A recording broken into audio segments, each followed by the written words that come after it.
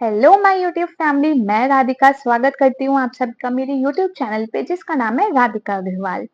वैसे तो इस पे मैं बहुत सारी ब्यूटी टिप्स, हेल्थ टिप्स और भी बहुत कुछ लेकर आती हूँ, लेकिन आज मैं आपको बताने वाली हूँ आखिरकार हम रक्षाबंधन क्यों मनाते हैं। मैं बहुत सोचती थी, फिर मैंने सोचने के साथ साथ इस पे रिसर्च भी करी और इन सबको एक छोटी सी समरी बना के आपके लिए लेकर आई हूँ। पता है हम रक्षाबंधन क्यों मनाते हैं, इसके पीछे कुछ कथाएं हैं। आज मैं आपसे वो दो कथाएं शेयर करने वाली हूँ, जिसमें से पहली कथा है भगवान विष्णु की।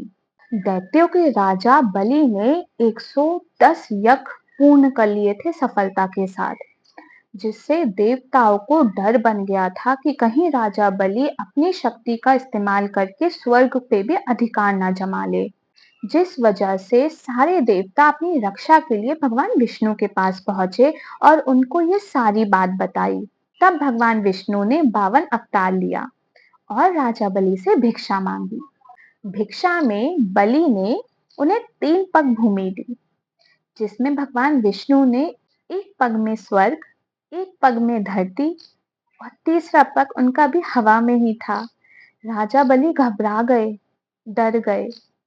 उन्होंने अपना सर मस्तक भगवान विष्णु के 52 अवतार के सामने रख दिया और उनसे क्षमा मांगते हुए कहा, भगवान आप तीसरा पग यहाँ रख दीजिए।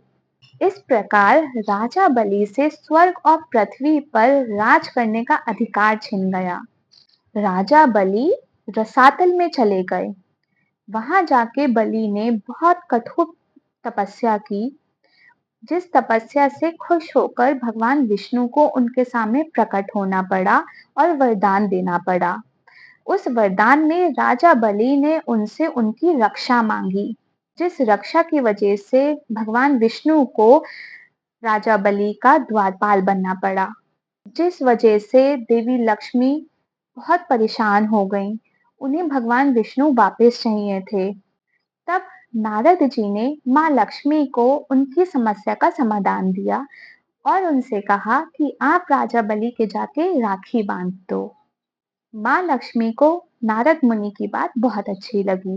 वो राजा बलि के समक्ष जाके उन्होंने उनको राखी बांध दी और उपहार के तौर में उन्होंने अपने पति विष्णु जी को मांगा। ये सावन की पूर्णिमा का दिन था। बस तभी से हम रक्षाबंधन मनाने लग गए। है ना कितनी इंटरेस्टिंग। क्या आपको पहले पता थी ये बात? मुझे तो नहीं पता थी, लेकिन हाँ अब पता चल गई है तो और ज्यादा इंटरेस्ट बन गया है रक्षाबंधन में। साथ में एक कथा और है, वो भी मैं आपको बताती हूँ। दूसरी कथा महाभारत काल की है।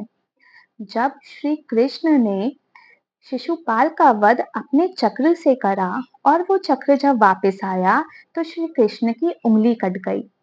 वो कटी उंगली देखकर पांडवों की बीवी द्रौपदी तुरंत भागी चली आई। अपने पल्लू को चीरकर उन्होंने वो श्री कृष्ण की उंगली पर बांधा, जिस वजह से श्री कृष्ण ने उन्हें वचन दिया कि वो उनकी हमेशा रक्षा करेंगे। वही वचन पूरा करने के लिए द्रौपदी के चीर हरण के समय श्री कृष्ण ने चीर देकर उनकी रक्षा करी थी। तभी से हम रक्षाबंधन मनाते हैं। है ना कितनी इंटरेस्टिंग स्टोरी।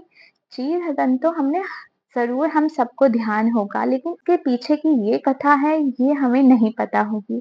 आज पता चल गई है तो हमेशा याद रखेंगे। मेरी तरफ से आप सभी को हैप्पी रक्षाबंधन।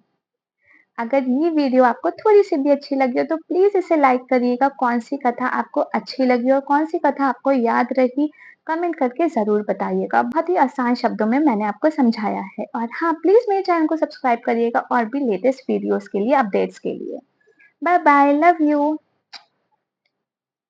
मेरी तरफ से आप सभी को रक्षाबंधन की बहुत बहुत शुभकामनाएं। मेरा तो भाई नहीं है, लेकिन आप सबका जरूर होगा, तो जल्दी जल्दी जाके राखियां बांधिए सबके लिए और खूब सारे गिफ्ट्स इकट्ठे करिए। और हाँ, अगर आपको इनमें से कोई भी कथा याद रहे ना तो एक बार वो कथा अपनी फैमिली मेंबर्स को जरूर सुनाइएगा और देखिएगा किसे पता था किसे नहीं।